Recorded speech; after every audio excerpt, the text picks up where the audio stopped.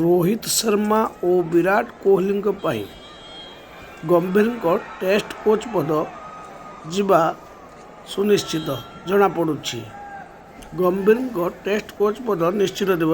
ଏ ବିଷୟରେ ଆପଣଙ୍କୁ ଜଣାଇବି।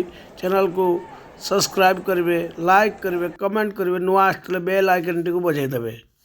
ଆଗୁଆ ସରିପାରେ ଗମ୍ଭୀରଙ୍କ ଟେଷ୍ଟ କାର୍ଯ୍ୟକାଳ। ଲକ୍ଷ୍ମଣଙ୍କ ସହ ବିସିସିଆଇର ଭିତ୍ରିଆ ଯୋଗାଯୋଗ।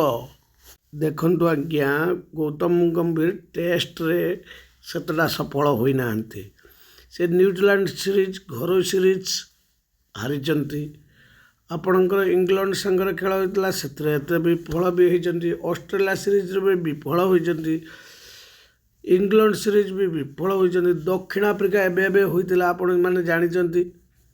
ଏତେଟା ସୁନ୍ଦର କୋଚିଂ କରିନାହାନ୍ତି, ଯାହାକି ଘରୋଇ ସିରିଜ୍ ମୂଳପୋଛ ବି ହୋଇଛି।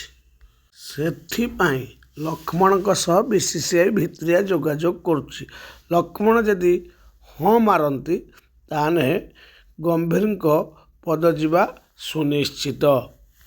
ଗମ୍ଭୀର କିନ୍ତୁ ଦିନିକିଆ ଓ ଟି20ରେ କୋଚ୍ ରହିବେ।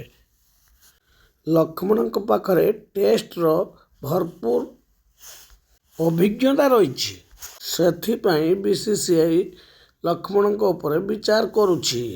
ଚ୍ୟାନେଲକୁ ଲାଇକ୍ କରିବେ, କମେଣ୍ଟ କରିବେ, ସବସ୍କ୍ରାଇବ୍ ମଧ୍ୟ କରିଦେବେ। ନୂଆ ଆସିଥିଲେ ବେଲ୍ ଆଇକନ୍ଟିକୁ ବଜାଇ ଦେବେ। ଭାରତ ପାଖରେ ଏବେ ବି 8ଟି ଶୀର୍ଷ ମାନ୍ୟତା ରହିଛି। ଆସନ୍ତୁ ଜାଣିବା ସେ ବିଷୟରେ।